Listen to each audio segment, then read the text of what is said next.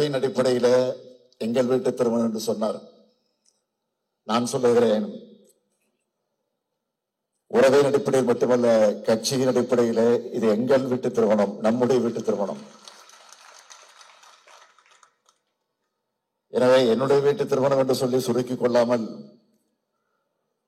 எங்கள் கழக குடும்பத்தில் நடைபெறக்கூடிய திருமணமாக இருக்கிற காரணத்தால் எல்லோரும் குடும்ப பாச உணர்வோடு நாம் எல்லாம் இந்த நிகழ்ச்சியில கலந்து கொண்டிருக்கோம். அப்படிப்பட்ட மணவிழா நிகழ்ச்சியில இந்த இனிய மணவிழா நிகழ்ச்சியை நடத்தி வைத்து அதற்கு பிறகு மணவிழா கண்டிருக்கக்கூடிய மணமக்களை வாழ்த்தக்கூடிய ஒரு சிறப்பான வாய்ப்பை எனக்கு வழங்கி இருக்கிறார்கள். இந்த மணவிழாவை நடத்தி வைப்பதில் நான் மிகுந்த மகிழ்ச்சி அடைகிறேன். கழக கொள்கை குடும்பம்தான் அப்படி ரெண்டு குடும்பங்களுக்குள்ள இருக்கக்கூடிய இந்த பாச பிணைப்பு உருவாகி இருக்கிறது என்பது யாராலும் மறுக்க முடியாது. வரவேற்புரையாற்றி இருக்கக்கூடிய உரை சந்திரசேகரன் அவர்கள், அவரை பற்றி எல்லோருக்கும் உங்களுக்கெல்லாம் நன்றாக தெரியும். 5 முறை திருவள்ளுவர் தொகுதியுடைய சட்டமன்ற உறுப்பினராக தேர்ந்தெடுக்கப்பட்டு பணியாற்றி கொண்டிருக்கக்கூடியவர். இருந்தாலும் அவர் எம்எல்ஏ என்று சொல்வதை விட திருவள்ளுவர் துறைன்னு சொன்னால் அது மிக பொருத்தமாக இருக்கும். ஆக மக்கள் செல்வாக்கை தொடர்ந்து பெற்று அவர் சிறப்பான பணியாற்றி கொண்டிருக்கக்கூடியவர். அவருடைய குடும்பத்திற்கு மட்டுமல்ல, இந்த கழகத்திற்கும் பெருமை சேர்த்துக் கொண்டிருக்கக்கூடியவர். ஆக மிக சிறப்பாக பணியாற்றி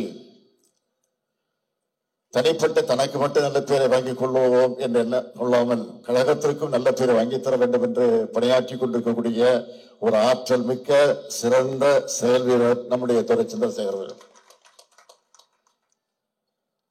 அவருடைய தம்பி மகள் தனுஸ்ரீ அவர்களுக்கு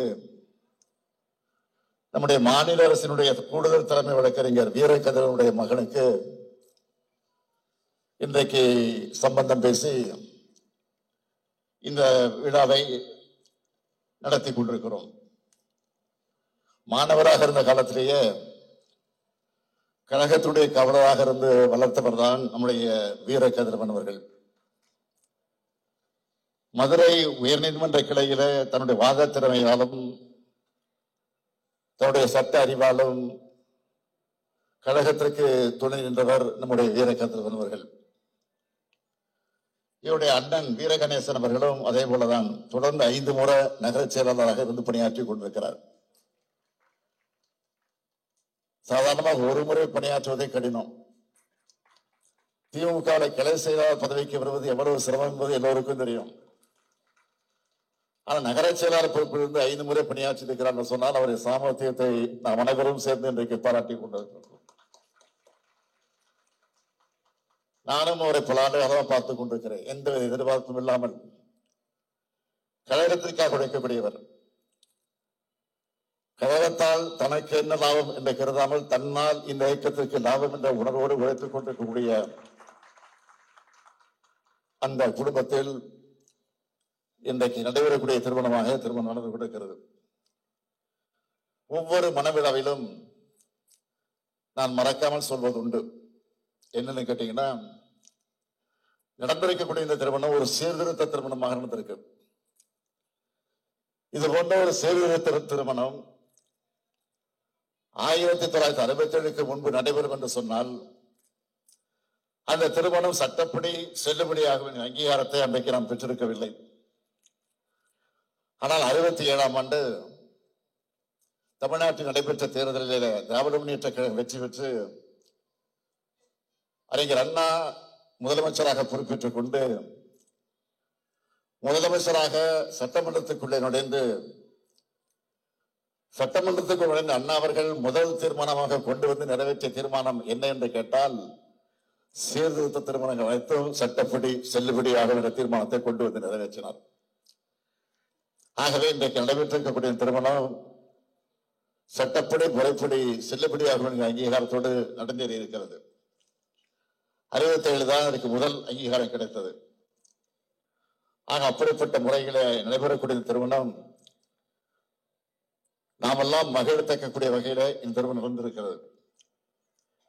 இங்கு நீதியரசர் வந்திருக்கிறார்கள். அதே போல இங்கே இன்னொரு நீதியரசர் அவர்கள் வர இருக்கிறார். திரு மகாதேவன் அவர்கள் வர இருக்கிறார்கள். நம்முடைய சுந்தரேஷ் அவர்களும் இங்கு வந்திருக்கிறார்கள். நான் ஆச்சரியத்தோடு பார்த்தேன். தமிழிலே பேசினார்கள். தமிழிலே பேசிய நீதியரசர் அவர்களை நான் கேட்டுக்கொள்ள விரும்புவது, பல ஆண்டு காலமாக உச்ச நீதிமன்றத்தினுடைய நீதியரசர் பல தமிழ்நாட்டிற்கு வந்தபோது நாங்கள் தொடர்ந்து வைக்கக்கூடிய கோரிக்கை என்னன்னு கேட்டீங்கன்னா, உச்ச நீதிமன்றத்தில் வழக்காடு என்பது தமிழிலே இருக்க வேண்டும் என்று ஒரு கோரிக்கையை நாங்கள் தொடர்ந்து வைத்துக் கொண்டிருக்கிறோம். சட்டமன்றத்தில் ஏற்கனவே தலைவர் கலைஞர் அவர்கள் முதலமைச்சராக இருந்தபோது தீர்மானத்தை நிறைவேற்றி அனுப்பி வைத்திருக்கிறார். ஆனால் இன்றைக்கு நீதி வழங்கக்கூடிய அந்த தீர்ப்பு தமிழில் வரக்கூடிய ஒரு சூழலை பெற்றிருக்கிறது. அதுக்காக நாங்கள் மகிழ்ச்சி அடைகிறோம், பெருமைப்படுகிறோம். ஆனால் உச்ச நீதிமன்றத்திலும் உயர் நீதிமன்றத்திலும் வழக்காடுகிற நேரத்தில் தமிழிலே வாதாடுகிற சூழ்நிலையை உருவாக்கி தர வேண்டும் என்று நாங்கள் நீண்ட நாட்களாக அந்த கோரிக்கை வைத்துக் கொண்டிருக்கிறோம். அந்த கோரிக்கை நிறைவேறுவதற்கு நீங்கள் தான் துணை நிற்க வேண்டும் என்று நான் நேரத்தில் உங்கள்கிட்ட நான் அன்போடு கேட்டுக்கொள்ள விரும்புகிறேன். ஏனென்றால் இன்றைக்கு தமிழன் என்று நாம் பெருமையோடு சொல்லிக் கொண்டிருக்கிறோம். இந்த தமிழ் மொழிக்கு செம்மொழி என்கிற அந்தஸ்தை பெற்றுத் தந்தவர் நம்முடைய முத்தமிழறிஞர் தலைவர் கலைஞர் என்பதை யாரும் மறுத்திட முடியாது. தலைவர் கலைஞர் அவர்கள் அடிக்கடி சொல்வார்கள், தமிழை பற்றி பேசுகிற போது பெருமைப்படுத்தி சொல்வார்கள், புலங்கவர் ஓவியமே, உற்சாக காவியமே, ஓடை நறுமலரே, ஒளியமிழ் புதுநிலரே, அன்பே அமுதே அழகே உயிரே இன்பமே இனிய தின்றே பணியே கனியே பரதேசச்சுவையே மரகதமணியே மாணிக்கச்சுவரே மன்பதற்கு என்றெல்லாம் தமிழ் அழைக்க தோன்றுகிறது. இருந்தாலும் தமிழை என்று அழைக்கக்கூடிய சுகம் வேறு எதிலும் கிடையாது. அப்படிப்பட்ட அந்த தமிழ் மொழிக்கு செம்மொழி என்ற அந்த சிறப்பை பெற்று தந்தவர், பெருமையை தேடி தந்தவர் நம்முடைய கலைஞர் அவர்கள். ஆகவே அதைத்தான் இன்றைக்கு நாங்கள் நீதியரசர் வந்து வைக்கக்கூடிய சூழ்நிலையை பயன்படுத்தி இந்த வேண்டுகோளை வைத்திருக்கிறது வேறல்ல. இன்னொன்று வேண்டுகோள் என்னன்னா, மணமக்களுக்கு நான் வைக்கக்கூடிய வேண்டுகோள், அதுவும் ஒவ்வொரு திருமணத்தையும் நான் சொல்வது உண்டு. உங்களுக்கு பிறக்கக்கூடிய குழந்தைகளுக்கு அழகான தமிழ் பெயர்களை சூட்டுங்கள் என்ற அந்த வேண்டுகோளையும் நான் மணமக்களுக்கு வைக்க விரும்புகிறேன். எல்லா திருமணத்தையும் நான் சொல்லிக் கொண்டு வருவது, ஏற்கனவே நம் பொதுக்குழு தீர்மானம் நிறைவேற்றியிருக்கிறோம். ஆக அந்த அடிப்படையில் தமிழ் பெயர்களை சூட்ட வேண்டும் என்றும் நான் அவர்களுக்கெல்லாம் என்னுடைய வேண்டுகோளை எடுத்து வைக்க விரும்புகிறேன். நம்முடைய நீதியரசர் மதிப்புக்குரிய உச்ச நீதிமன்றத்தினுடைய நீதியரசர் பேசுகிற போது ஒன்றை சொன்னார்கள், சுந்தரேஸ்வரர் ஒன்று சொன்னார்கள், 16 பெற்று பெருவாழ் வாழும் என்று சொன்னார்கள். ஆனா முன்பெல்லாம் இந்த வாழ்த்தை சொல்லிட்டு இருந்தோம், இப்ப யாரும் சொல்றது இல்லை. ஏன்னா அது தவறாக புரிந்து கொண்டு மணமக்கள் குழந்தைகளை பெற்றுக் கொள்ளக்கூடாது என்பதற்காகத்தான் அதை யாரும் இப்போ சொல்ல தயங்குகிறார்கள். உள்ளபடியே 16 பெற்று பெருவாழ் என்று சொன்னால் 16 குழந்தைகள் அல்ல, 16 செல்வங்கள். எந்தெந்த செல்வங்கள் என்று சொன்னால், முத்தமிழ் காவலர் கி.ஆர்.பி. விஸ்வநாதன் அவர்கள் குறிப்பிட்டு சொல்லி இருக்கிறார்கள். 16 செல்வங்களை பற்றி சொல்லுகிறார். மாடு, மனை, மனைவி, மக்கள், கல்வி, கேள்வி, அறிவு, ஒழுக்கம், நிலம், நீர், வயது, வாகனம், பொருள், போகம், புகழ். இதான் 16 செல்வங்கள். அந்த 16 செல்வங்களை பெற்று மணமக்கள் வாழ வேண்டிய நட்பிலே தான் இங்கே உச்ச நீதிமன்ற நீதியரசர் சொல்லியிருக்கிறார். தவிர இதை தவறாக புரிந்து கொண்டு நம்முடைய மணமக்கள் அதில் ஈடுபட்டு விடக்கூடாதுன்னு நான் தெரிவித்துக் கொள்ள விரும்புகிறேன்.